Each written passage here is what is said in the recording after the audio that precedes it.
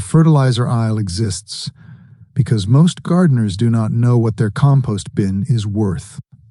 The compost bin is worth more than the fertilizer aisle. This morning, someone threw away a banana peel, poured coffee grounds into the trash, and rinsed eggshells down the drain. Each one contains the same minerals sold back at the garden center in bags and bottles. The kitchen produces them every day, free, as a byproduct of cooking. Before the list starts, here is the one you can make tonight. Take 3 to 5 banana peels. Cut them into 2-inch pieces. Place in a quart jar. Cover with water. Leave for 48 hours at room temperature. Strain. Dilute 1 part tea to 5 parts water. Apply to the base of any fruiting plant, tomatoes, peppers, squash, during flowering and fruiting. By the second day, the water smells faintly sweet and fermented. That smell is the potassium releasing. A banana peel is 42% potassium by dry weight. The product this replaces costs $15.25 per bottle. That is the starting point. Here are the other 6. The compost bin was never the destination. It was the starting point. Before the list, a note on why this works. Justus von Liebig was a German chemist in the 1840s. He developed the foundational principle of modern fertilizer science. His law of the minimum plant growth is determined by the single nutrient the plant has the least of. Increase that nutrient, growth accelerates. He developed this law by studying what plants extracted from organic matter, not from synthetic salts, from compost, kitchen waste, animal byproducts. The synthetic fertilizer industry took his measurement system and replaced its organic inputs with manufactured equivalents. The chemistry is the same. The source material changed. George Washington Carver, at the Tuskegee Institute from 1896 to 1943, spent decades documenting organic soil amendment systems for small southern farms that could not afford purchased inputs. His Farmer's Bulletin 31, published in 1898, describes compost and kitchen waste methods that produce measurable nitrogen and potassium for subsequent crops. His documentation predates modern organic gardening by 50 years. It has been in the public domain the entire time. The 7 kitchen scraps in this video cover nitrogen, potassium, phosphorus, calcium, and beneficial microorganisms. A garden fed with the right combination of these 7 needs no commercial fertilizer product. Here's how to prepare them. Number 1. Banana peels. Covered in the opening, but there is a second method worth knowing.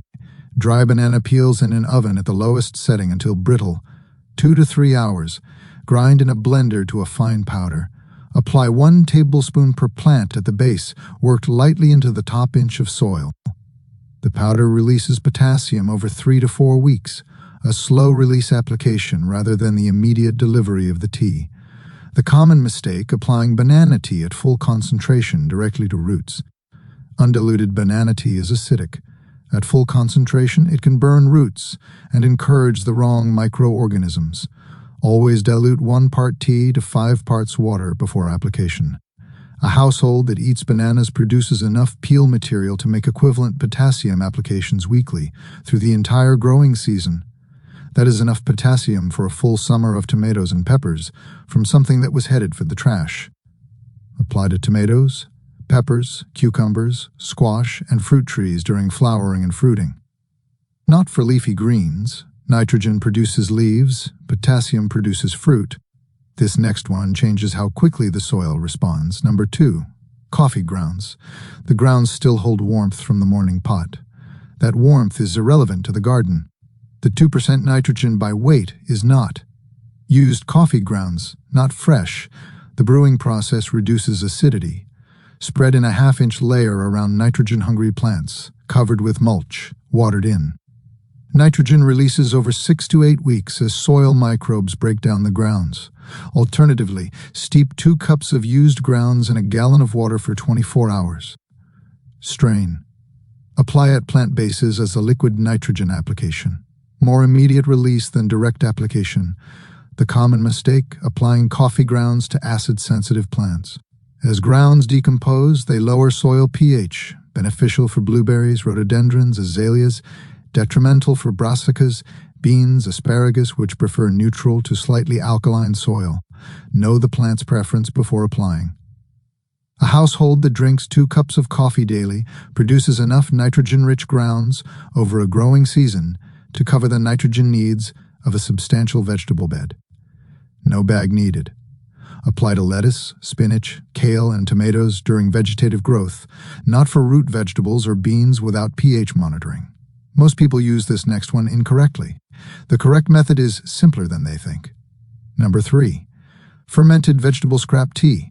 Vegetable scraps, carrot peels, onion skins, cabbage leaves, apple cores, cooking water from vegetables contain populations of lactobacillus bacteria naturally present on all plant surfaces. These are the same bacteria that produce kimchi, sauerkraut, and yogurt. When vegetable scraps ferment in water with a small amount of carbohydrate, the lactobacillus population multiplies. Applied to soil, this liquid introduces beneficial microorganisms that improve nutrient availability, suppress soil pathogens, and stimulate root development.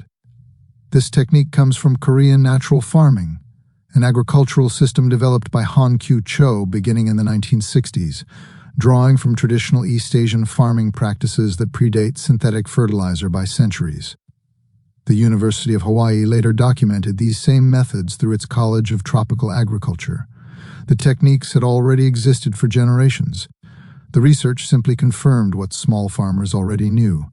The preparation: fill a jar 1/3 with vegetable scraps. Add 1 tablespoon of molasses or brown sugar per liter of water. This feeds the lactobacillus. Fill with unchlorinated water. Cover with cloth, not a lid, to allow gas to escape. Leave at room temperature for 3 to 7 days until the liquid smells sour and slightly fermented. Strain. Dilute 1 part liquid to 100 parts water. Apply to soil at plant bases weekly during active growth. The common mistake: using chlorinated tap water without preparing it first. Chlorine kills the lactobacillus bacteria the fermentation depends on. Leave tap water in an open container overnight to allow the chlorine to dissipate, or use filtered water or collected rainwater. Commercial microbial inoculant products, beneficial bacteria for soil, marketed in bottles, cost 20–50% per application.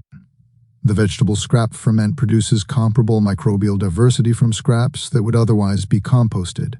A household producing kitchen scraps daily has an unlimited supply of this material. Apply to all vegetables during active growth, particularly effective for seedlings and transplants under establishment stress. Apply to soil, not foliage.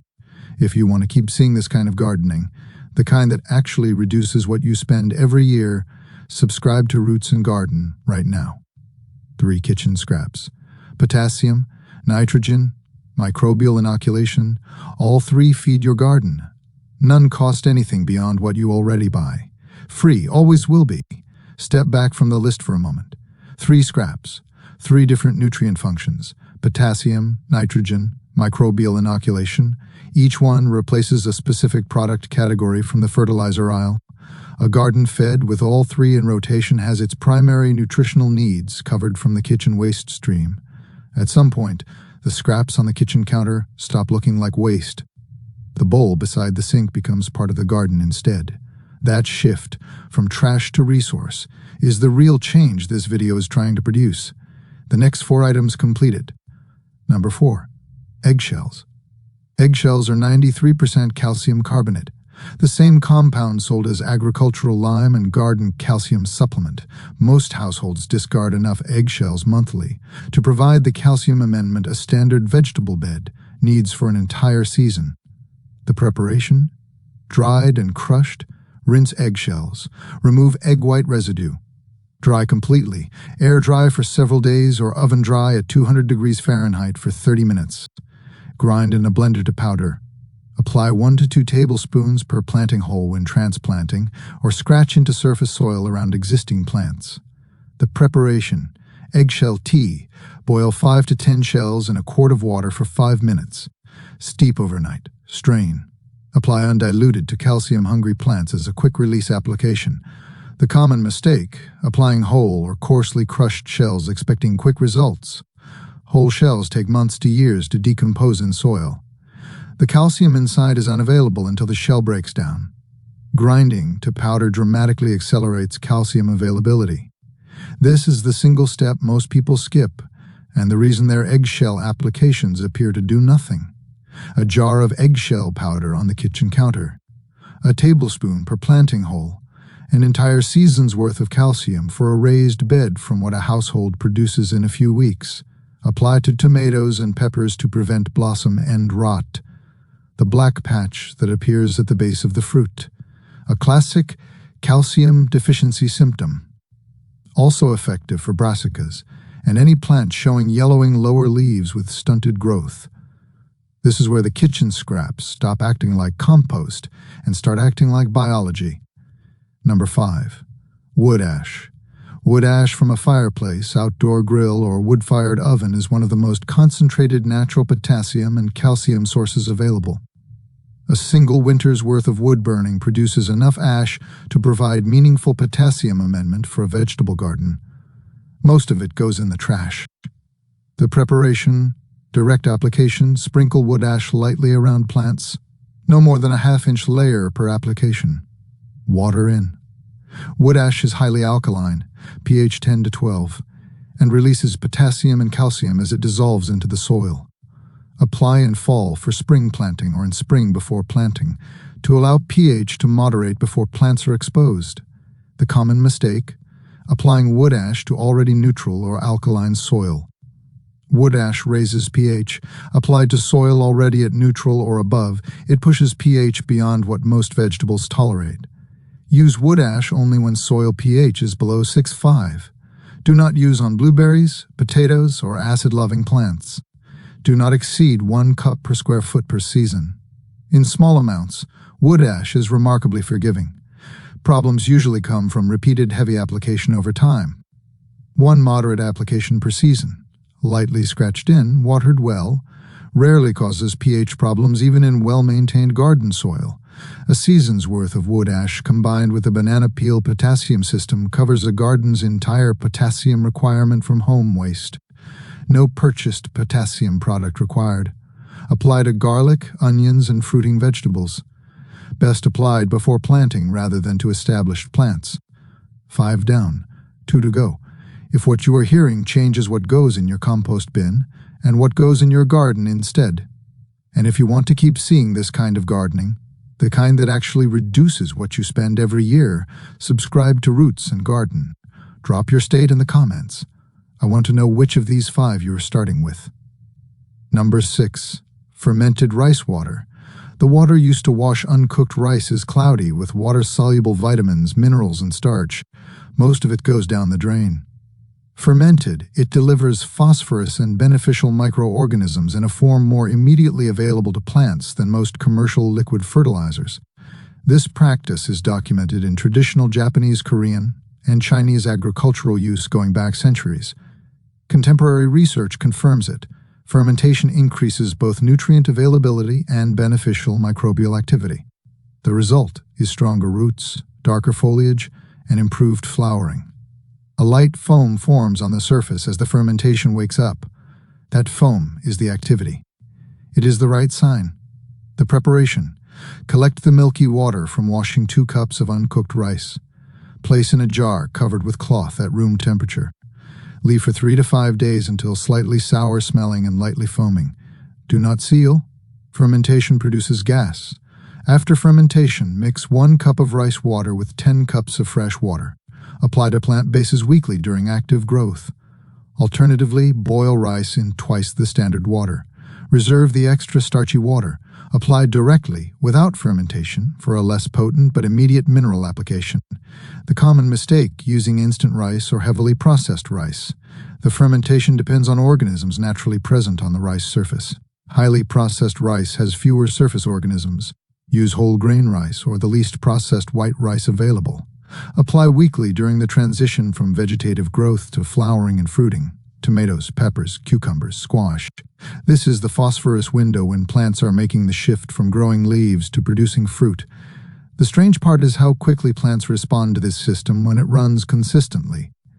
Not immediately. Soil biology takes weeks to establish. But within 1 season, a garden fed with kitchen outputs looks different than a garden fed with nothing. Number 7.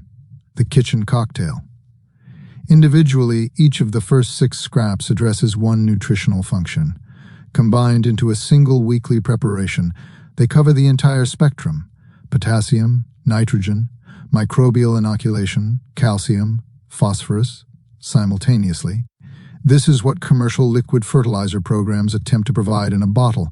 The preparation: the kitchen cocktail in a 5-gallon bucket. Combine 1 cup of strained banana peel tea, half a cup of liquid coffee grounds steep, 2 cups of fermented vegetable scrap water, already diluted 1 part to 100, 1 cup of fermented rice water.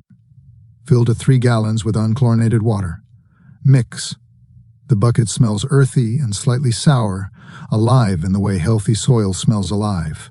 Apply 1 to 2 gallons per week across a standard vegetable garden bed during the active growing season. Store remaining cocktail in a sealed container for up to 1 week. The common mistake: over-applying. Kitchen waste fertilizers are gentle, but any nutrient system applied excessively creates imbalances. 1 to 2 gallons per week across a standard 4 times 8-foot raised bed is correct. Scale proportionally for larger areas. Down for containers. A complete commercial liquid fertilizer program. Nitrogen, potassium, phosphorus, microbial inoculant costs $80, 150% per season. The kitchen cocktail produces an equivalent combined program from 0 additional inputs. The fertilizer industry is not hiding this. The fertilizer industry simply has no financial interest in putting the contents of your compost bin on its competitor list. The compost bin was never the destination. It was the starting point. 7 scraps, 1 weekly system, 0 additional cost. Subscribe to Roots and Garden. This channel was built for the gardener who is ready to stop treating the kitchen and the garden as separate systems. They never were. Before the final note, the seasonal calendar. Spring, during planting and early growth, coffee ground nitrogen for leafy starts, eggshell calcium powder in planting holes.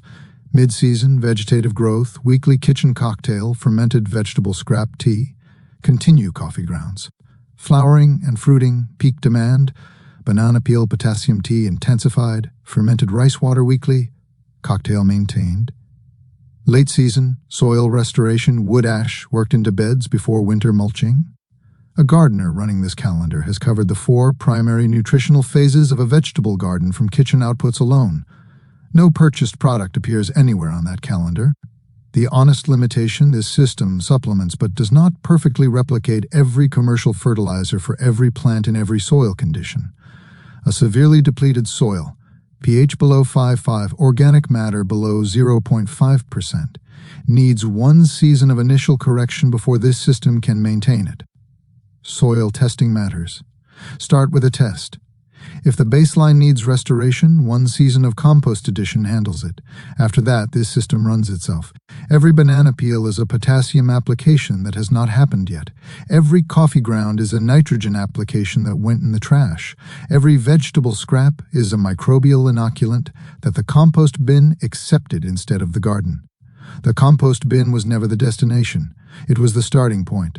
The garden was always next. This was always the system. The kitchen was always feeding the garden. They never were separate. They only looked that way. Subscribe to Roots and Garden.